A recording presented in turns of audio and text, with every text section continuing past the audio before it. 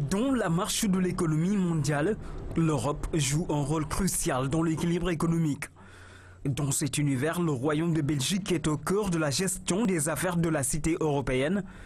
Bruxelles, la capitale, siège de l'Union, au centre des grandes questions de développement. Le président de la République, invité d'honneur de la 7e édition des Journées européennes de développement, a souligné les grands axes d'une nouvelle gouvernance économique et politique pour atteindre le développement durable au Sénégal. L'Union européenne, très attachée aux règles de bonne gouvernance, se dit prête à accompagner le Sénégal dans ces nouveaux défis. Priorité à l'agriculture, l'énergie, aux infrastructures et à la justice sociale. Ce dont nous avons besoin, c'est de rassembler nos forces et notre expertise de façon pratique et intelligente.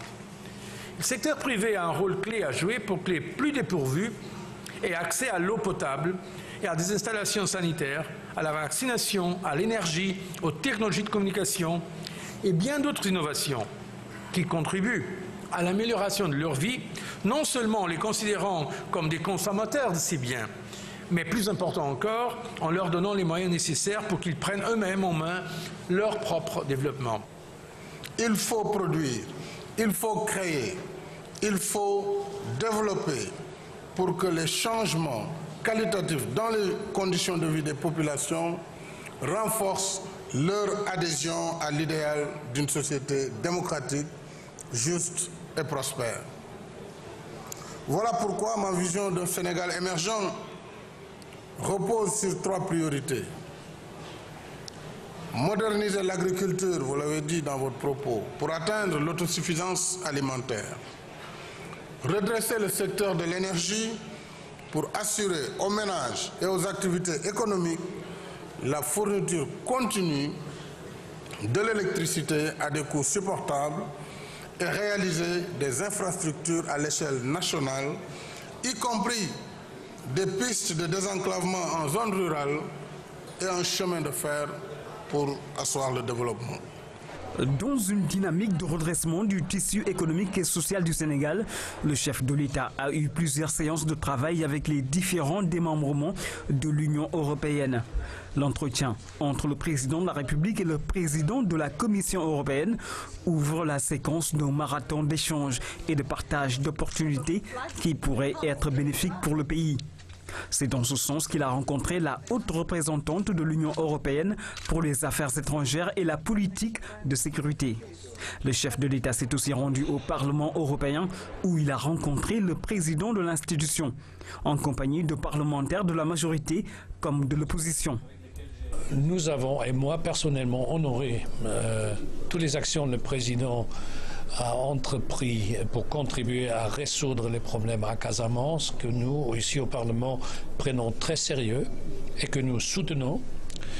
Nous avons discuté la situation difficile ou pas facile dans la région avec tous les problèmes qui concernent le Guinée-Bissau. À l'autre côté, la déstabilisation au Mali qui nous préoccupe tous ici en Europe comme chez vous au Sénégal. Et nous avons concrétisé très profond sur l'autre niveau la coopération interparlementaire entre les parlements avec les collègues en ce qui concerne surtout un échange de l'expertise sur le problème de traduction des différentes langues.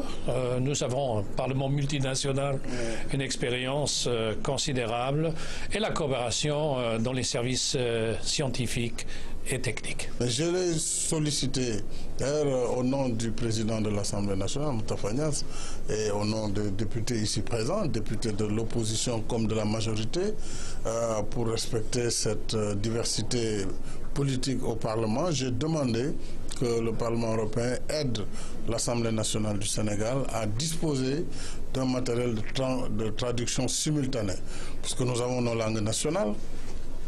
Nous avons la langue officielle, mais les députés, pour leur donner plus de capacité, pourraient travailler dans leur langue nationale, ce qui n'enlèverait en rien la qualité du travail parlementaire. Et le président Schulz s'est engagé à nous accompagner dans cet effort-là et dans ces objectifs tant pour la traduction que pour les archives et de façon générale pour le travail. Ensuite, il a eu une séance de travail avec Louis Mitchell, co-président de l'Assemblée parlementaire ACP, Union européenne. La grandeur d'esprit du chef de l'État a séduit l'ancien ministre belge des Affaires étrangères. C'est un homme moderne, c'est un vrai démocrate. Il a une vision parfaite et une ambition extrêmement forte pour son pays. Il a réponse à tout.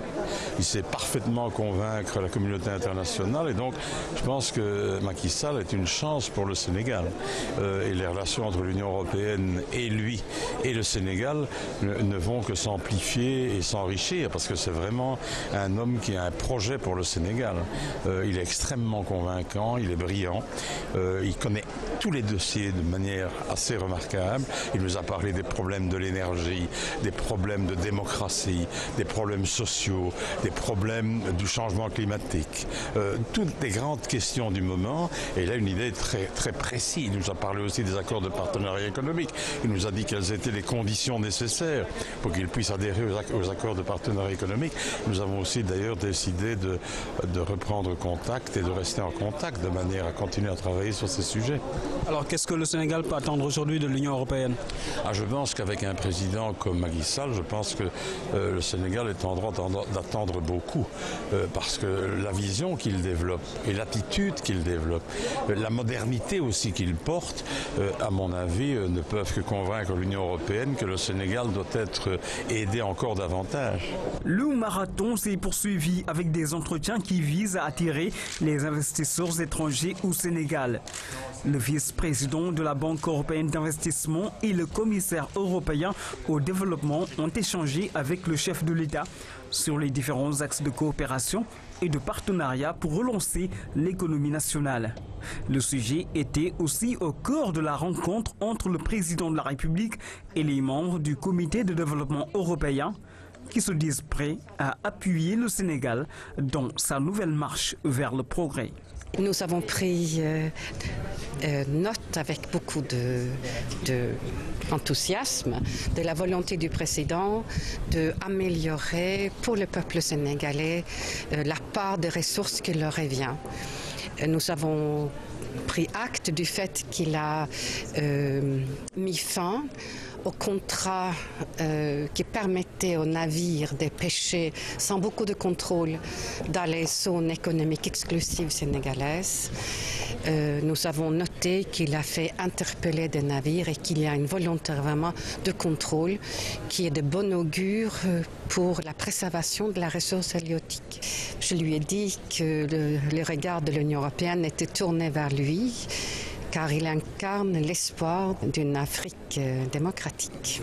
Toujours dans un souci de renforcer le volet coopération et l'esprit d'ouverture, le chef de l'État a rencontré le comité des ambassadeurs du groupe ACP. Ensemble, la réflexion a tourné autour des enjeux de développement durable. Nous vivons dans une ère de défis, Monsieur le Président, mais aussi d'opportunités. Plusieurs de nos pays ont enregistré des avancées significatives dans la lutte contre la pauvreté, la croissance économique, le renforcement de la démocratie et de la bonne gouvernance. En Afrique, le taux de croissance moyen devrait être supérieur à 5% d'ici fin 2012. Certains pays affichent déjà des taux de croissance de plus de 7%. Les retombées de cette visite de travail du chef de l'État à Bruxelles au cœur de l'Union européenne s'inscrivent dans une dynamique de trouver des ressources nécessaires au relèvement de l'économie sénégalaise et au-delà, permettre aux populations de retrouver une vie